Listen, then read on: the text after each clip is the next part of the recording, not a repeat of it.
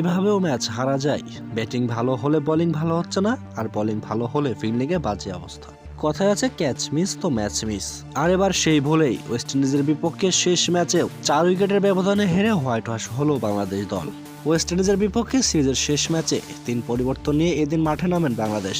টসে হেরে আগে ব্যাটিং করতে নেমেই বিপাকে বাংলাদেশ দল।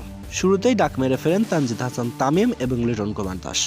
এরপর দলকে দারুণভাবে এগিয়ে নিয়ে গেছেন সৌম্য সরকার এবং মেহেদী হাসান মিরাজ। সৌম্য সরকার এবং মেহেদী হাসান মিরাজের 100+ পার্টনারশিপে দারুণভাবে এগিয়ে গেছে বাংলাদেশ। 73 বলে 73 রান করে সৌম্য সরকার আউট হওয়ার পর আফিফ মেরাজের পার্টনারশিপটা বেশি বড় হয়নি। দুর্ভাগ্যজনক রান আউটের শিকার হয়ে 77 রান করে ফিরতে হয় মেহেদী হাসান মিরাজকে। এরপর যেন দলকে আলোর পথ দেখালেন মাহমুদুল্লাহ রিয়াদ এবং জাকির আলী অনিক।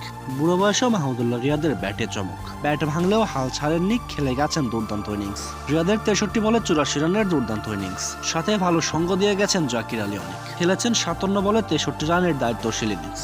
আর তাদের এই দুর্দান্ত ব্যাটিং এর পর 321 রানের বড় লক্ষ্য পায় বাংলাদেশ। জবাবে বোলিংও দুর্দান্ত শুরু বাংলাদেশের। হাসান নাসুমদের দুর্দান্ত বোলিংয়ে পাওয়ার প্লেতেই 3 উইকেট হারিয়ে বিপাকে পড়ে যায় ওয়েস্ট ইন্ডিজ। তবে এরপর আর কপাল খোলেনি বাংলাদেশ দলের। কেসি কার্ডির 95 রানের দুর্দান্ত ইনিংসের পর এই ম্যাচে ডেবিউ হওয়া আমির জাঙ্গোর দুর্দান্ত সেঞ্চুরি, সাথে গুদাকেশ মতির দুর্দান্ত ফিনিশার। 4 উইকেটের ব্যবধানে হার ওয়েস্ট ইন্ডিজের বিপক্ষে হোয়াইট ওয়াশ। দর্শক, ওয়েস্ট ইন্ডিজের বিপক্ষে তাদের মাটিতে ওয়ানডে সিরিজে হোয়াইট ওয়াশ হলো বাংলাদেশ দল। প্রিয় দর্শক, বাংলাদেশ দলের এমন পারফরমেন্সের পর বাংলাদেশ দলকে নিয়ে আপনার মতামত কি তা অবশ্যই কমেন্টস করবেন।